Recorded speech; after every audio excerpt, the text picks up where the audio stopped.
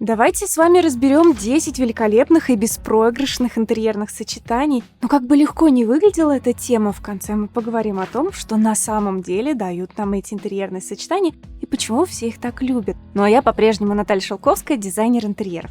Добро пожаловать на очередную дизайн-терапию. Но сначала хорошая новость для всех, кому полезны и приятны мои ролики. Теперь вы можете отблагодарить меня и поддержать мою деятельность или поучаствовать в жизни канала, стать спонсором здесь, на YouTube, подписаться на мой Patreon, а если вы из России, то подписаться на мой Boosty. Все ссылки есть в описании к видео и в описании канала. Спасибо всем спонсорам за поддержку.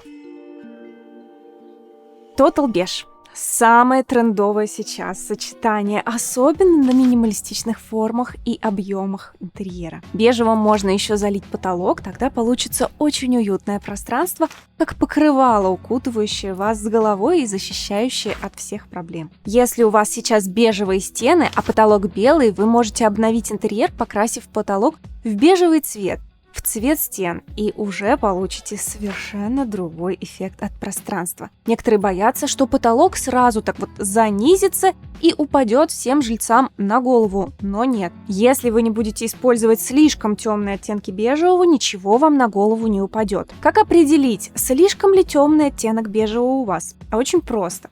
Посмотрите на цвет и определите, к какому цвету он ближе, к черному или к белому. Все, что от середины и ближе к белому, потолок вам не занизит. Все, что от середины и ближе к черному, уже надо напрячься. Бежевый монотон требует к себе дерева похожего оттенка и без сучков. Очень хорошо в такой Total Beige встают темные, темно-серые и черные акценты. А еще хорошо получится, если там деликатно блеснет какой-нибудь насыщенный цвет, например, красный. Пюсовый – это один из моих любимых цветов, мне он очень нравится. Это такой серо-бежевый с очень легким красным пигментом. Иногда еще чуть-чуть синего добавляется, чтобы появилась такая освежающая розовинка, но лишь чуть-чуть, что позволит цвету остаться, так сказать, гендерно-нейтральным. Я его называю пюсовый, но лучше его, конечно, называть по номерам. Например, в этом проекте мы использовали вот такой оттенок, и я могу его смело рекомендовать для выкрасов.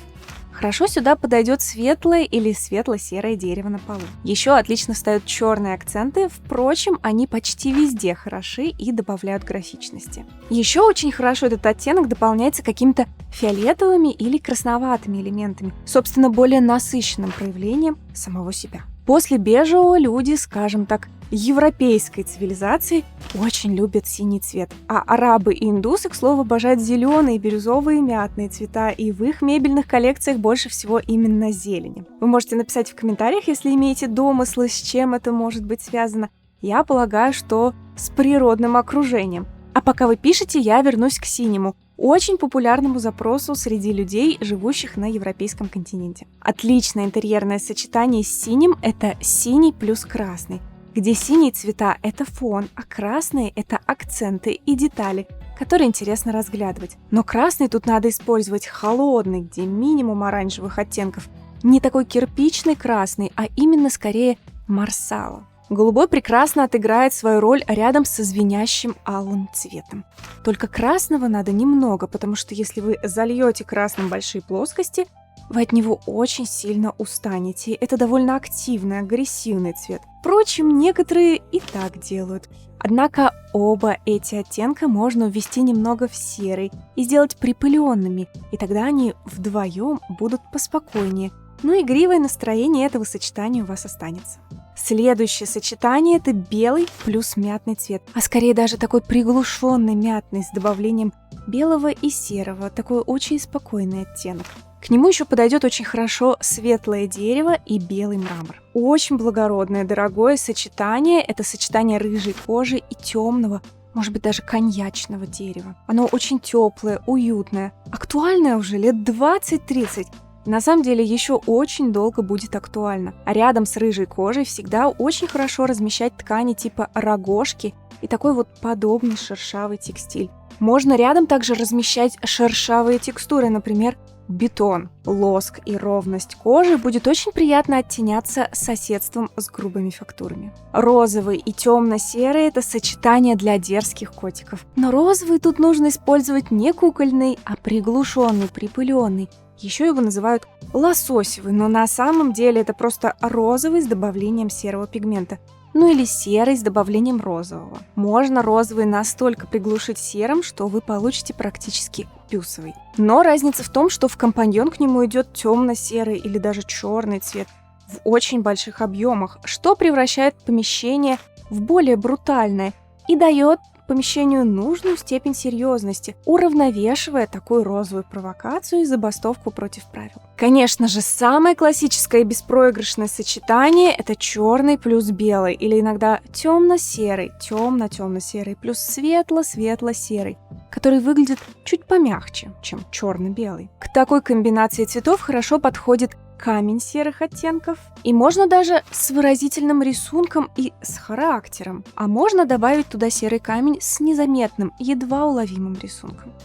Такой интерьер всегда получается строгим, стерильным и нейтральным. Такое сочетание отлично подойдет для продажи, и количество черного можно дозировать в зависимости от количества света в помещении и климатической зоны. Для звонкости иногда можно добавить латунные элементы, светильники, фурнитуру и тому подобные металлические детали. И теперь очень важно понять, в чем же тут подвох.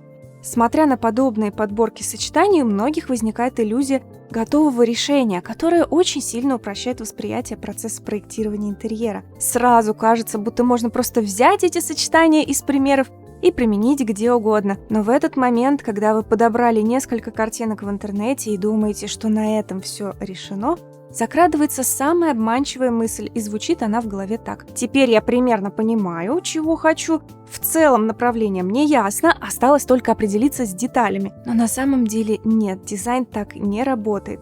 Отобрав несколько картинок, вы не решите вопросы дизайна вашего пространства. Я очень хорошо знаю эти иллюзии, потому что работаю с ними давно. Мне часто приходят запросы подобного толка, которые начинаются с фразы «Я примерно понимаю, что хочу», а затем следуют вопросы, которые говорят о том, что человек только в самом начале размышлений. Еще многие считают, что если площадь комнаты на фотографиях схожа с их собственной, то дизайн можно просто скопировать и все получится. Но тут тоже упускаются очень важные детали.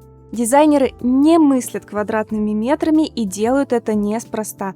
Дизайнеры могут размышлять размерами стен, простенков, углами, геометрией и архитектурой пространства, шириной и длиной, и глубиной. Все это более значимые для проектировщика параметры, чем просто квадратные метры. Потому что именно эти параметры задают форму, и зачастую форму неповторимую, от которой и строится проектировочная мысль. А если наложить на это еще индивидуальные предпочтения по стилю, по материалам, цветам, текстурам, фактурам, то даже в одном и том же пространстве в каждом отдельном случае получится разный интерьер. Поэтому именно на этом этапе адаптации возникнут самые большие сложности и вопросы, потому что даже имея референс на руках, нужно понимать, как правильно его адаптировать под конкретное пространство. И при этом обязательно возникнут вопросы сочетания и подбора конкретных материалов, форм, текстур, цветов, оттенков и пропорций этих объемов, а еще стыковка всех этих объемов и плоскостей между собой. Поэтому относитесь к подобным подборкам не как к руководству к действию, а как к вдохновению. Потому что определиться с референсами и цветовыми сочетаниями – это меньше 1% от той работы, которую предстоит проделать при разработке интерьера. А 99% заключается как раз в деталях. Именно их проработка и занимает большую часть времени и сил. А если вы хотите детально продумать свой интерьер и научиться мыслить широко и подготовиться к предстоящему ремонту, то обратите внимание на наши курсы и мастер-классы по ссылкам в описании к ролику. Поддержите это видео лайком или функцией «Супер спасибо», подписывайтесь на канал и жмите на колокольчик, чтобы не пропустить новые ролики. До новых встреч, всем дизайн!